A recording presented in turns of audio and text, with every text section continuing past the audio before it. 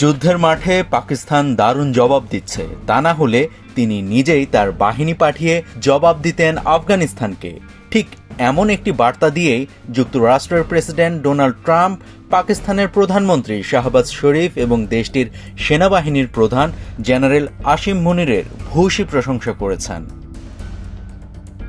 তুরস্কের সংবাদ সংস্থা আনাদোলুর প্রতিবেদনে বলা হয়েছে, পাকিস্তান ও আফগানিস্তানের মধ্যে চলমান সংঘাতে যুক্তরাষ্ট্র হস্তক্ষেপ করবে কিনা এমন প্রশ্নের জবাবে ট্রাম্প বলেছেন, আমি চাইলেই হস্তক্ষেপ করতে পারি, কিন্তু আপনারা জানেন পাকিস্তানের সাথে আমার সম্পর্ক খুবই ভালো। সেখানে একজন দারুণ প্রধানমন্ত্রী আছেন, একই সাথে আছেন একজন দুর্দান্ত জেনারেল।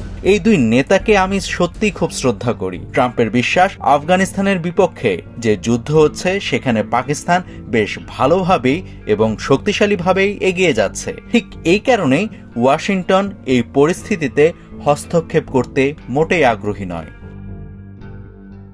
শুক্রবার মধ্যরাতে আনুষ্ঠানিক ঘোষণার মাধ্যমে পাকিস্তান আফগানিস্তানের বিরুদ্ধে যুদ্ধ ঘোষণা করে। যুদ্ধের প্রথম দিনই পাকিস্তান দাবি করে আফগানদের 133 জন নিহত হয়েছে এবং 200 জনেরও বেশি আহত হয়েছে। এরপর অবশ্য আফগানরাও পাল্টা উত্তর দেওয়া শুরু করেছে। নাভিদ হাসান, সোনালী নিউজ।